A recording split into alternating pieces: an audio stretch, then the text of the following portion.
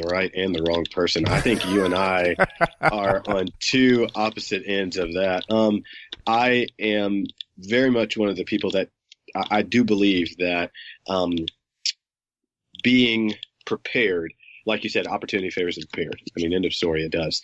But I also feel like some of the most amazing things have happened when I said, forget it. I'm just doing it. I don't know how to do it. I have no idea how it's going to happen, but it's going to happen. And I'm just going to say yes. I remember going on vacation the first time me and my wife had ever gone by ourselves, and I was on the phone or with one of our children, but it was the first time after being married ever going on vacation. And anyway, I used to work for this phone company. And I was on the phone with a customer, and literally this customer was like, well, I actually got a house up in Florida, down in Florida, and or a condo. And I said, really? And I was like, you know what? I think I want to rent it.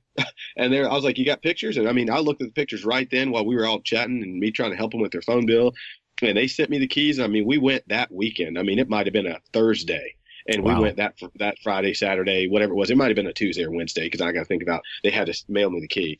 So it probably was a little bit earlier in the week than that. But I mean, it was enough to mail the key, and we went down there and we had the time of our little lives. And that wasn't planned. That was not planned out. That was not, I think, half and half. And there's been other times when obviously planning did, it would have been really, really, really beneficial. It would have been great. But on the second half, and I want to say this to guys out there, guys, I really feel like, there's times when planning is ideal. And I think we kind of know those times, but there's also times when you just do it. I mean, just literally make like Nike and just do it. There's been times when I remember when I didn't know what a phone patch was. Now, don't worry if the guys out there don't know what a phone patch is, because I didn't know when I first started, but it's just basically a way where a client can listen to me talk and read their script, and they can give me direction. I had no idea what a phone patch was. The client was Yahoo. I can say that. The client was Yahoo because the spot's already done, and they wanted to do a phone patch session and patch into my studio. I had no idea how to do that.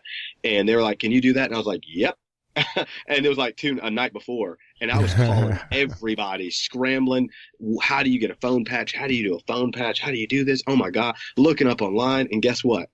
Figured it out. Next morning, did the phone patch as if I'd always done it. There's no hiccups, no nothing. Now, granted, could it have burned?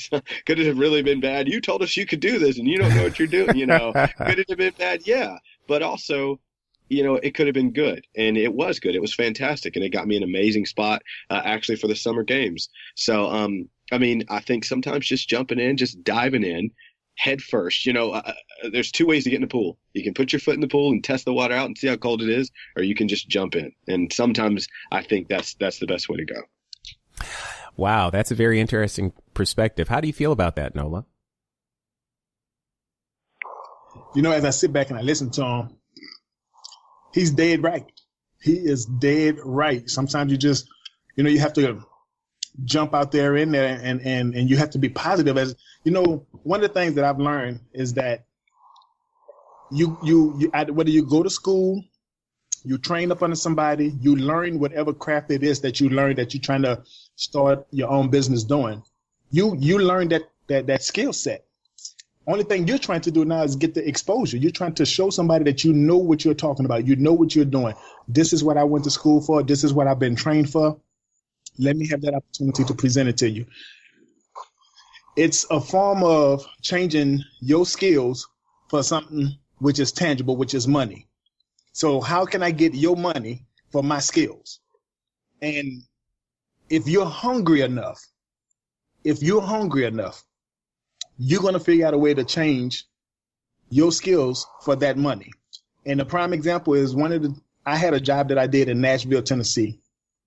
I never did this job before. The guy called me up. I said, listen, sure, send me over the schematics. I'll take a look at it. I'm an electrician. I'm a surveillance technician. This guy sent me over some schematics that had nothing to do with neither one. Somebody told him, you know what, this is a good guy. He done work for me in the past. Shoot him these schematics or give him a call and let him give you a price on the job. Sure enough. I looked at it. You know what? This is what my price is going to be. They said, okay, you got the job. Are you serious? Now, I left out a key component because I wanted to come back and show y'all what I did. What I did was I made a vow early on in life, and I'm skipping a lot, but I just want y'all to hear this. I made a vow early in life that whatever job God bring to me, I'm going to bring it back to him in prayer. And if he give me the job, then I know I can do the work. Somebody called me up and said, hey, listen, we have a job for you.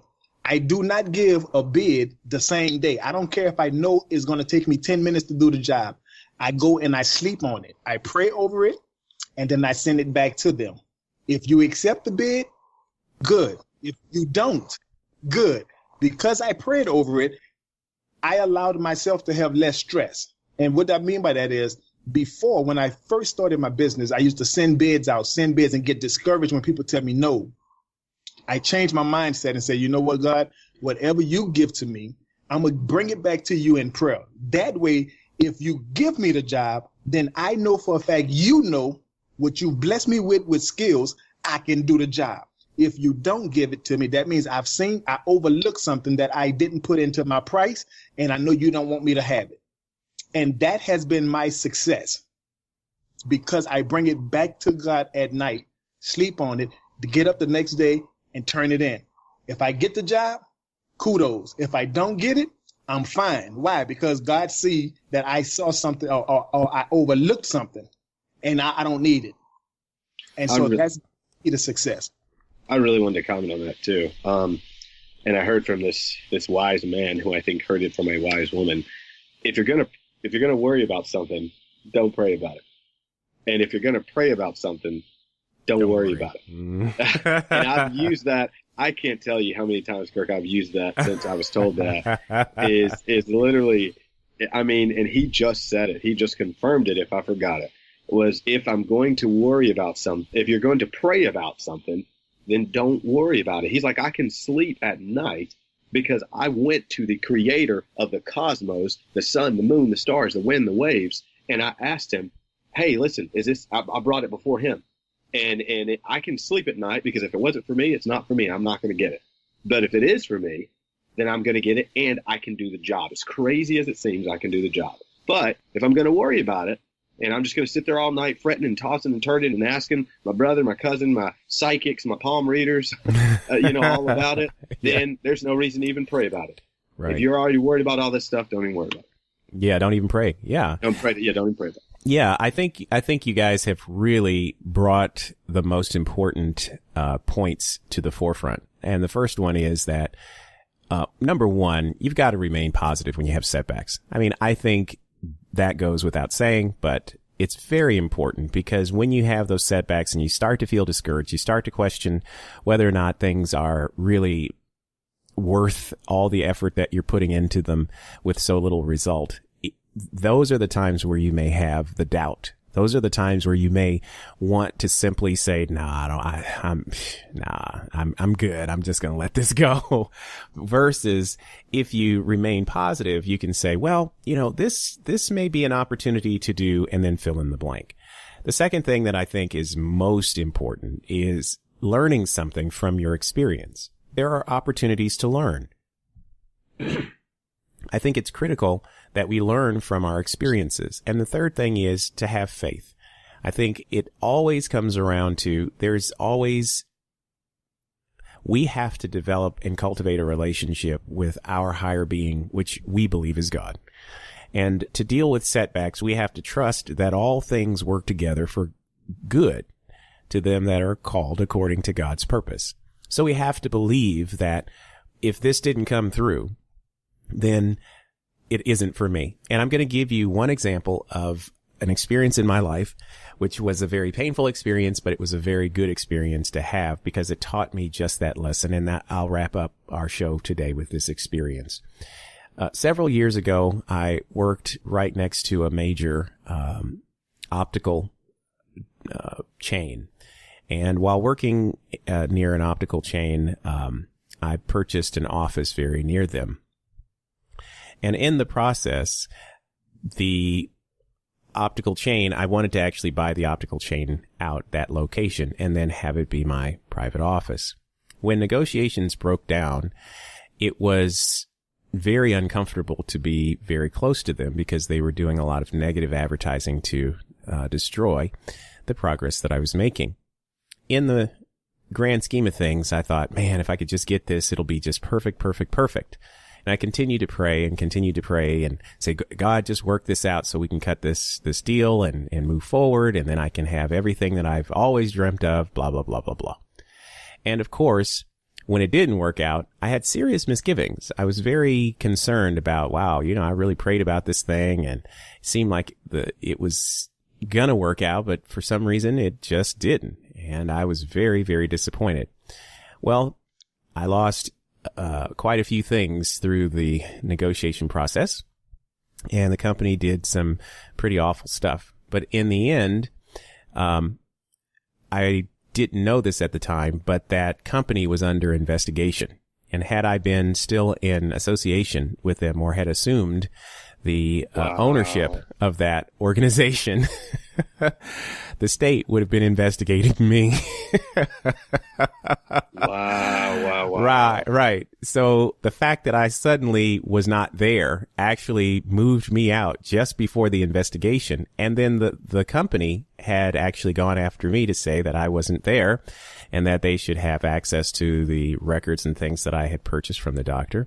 And what was really very interesting was the fact that they actually attacked me was the very thing that said, he's not there, which meant that I was not under investigation, which meant that I did not end up in violation of state code, which ultimately gave me the opportunity to move into my own place, which God opened. And then he shut them down because of the investigation. And then on a God-sized, one of these God-sized answers to prayer, he went and took the contract that they had won each and every year for the past 25 years. They had the state Medicaid license. They were the distributor. And he gave it to another insurance company. God allowed that to happen the very year that I opened my office. And I happened to have been one of the providers under that insurance plan, which meant that all of the patients that they were trying to take wouldn't be able to go to them anyway. They could only go to me, and I was just down the street. I said all that to say this, that sometimes when things don't work out as we would like them to, they are for our protection. And if we have worry and we have, hate of God because things didn't work out as we planned, just like Nola mentioned earlier, we have an idea of the way we'd like things to work out, but when they don't work out as we planned, then sometimes we can get a little sideways. We can get a little frustrated. We can get a little pouty. I know there are times when I get frustrated when things don't run as smoothly as I would like. But in the end, I think the goal has to be that we have to trust in God. We have to trust in the very setbacks, that they may be pauses for our preparation, or they may be opportunities for us to go to higher heights. And we have to recognize that God sees all and we don't. And we have to acknowledge him, and he will direct our paths. This has been Conversations from the Cave, dealing with setback. Join us each and every Sunday at noon Central Standard Time on Spreaker.com, also on iTunes for download, as well as now iHeartRadio. We can also be searched on the web by visiting our Facebook page, which is Conversations from the Cave. We're excited to have you each and every week, and we look forward to having you with us next week. Until next time, love one another. Conversations from the Cave is brought to you by the Alabama Cornea Care Center, Northern Alabama's first irregular cornea, keratoconus, and scleral lens referral center, specializing in the management of degenerative cornea disease and complications resulting from refractive surgery. For more information, you may visit them on the web at alabamacorneacare.com. The Alabama Cornea Care Center, helping patients see the light of the world. Conversations from the Cave is a production of the Provox Media Group. For more information or to share your questions or comments, visit our podcast Facebook page by searching Conversations from the Cave. The views expressed on this program are the personal beliefs of the panelists and do not necessarily represent the beliefs of the Provox Media Group or its sponsors. Join us next time for more real talk from real men. Conversations from the Cave.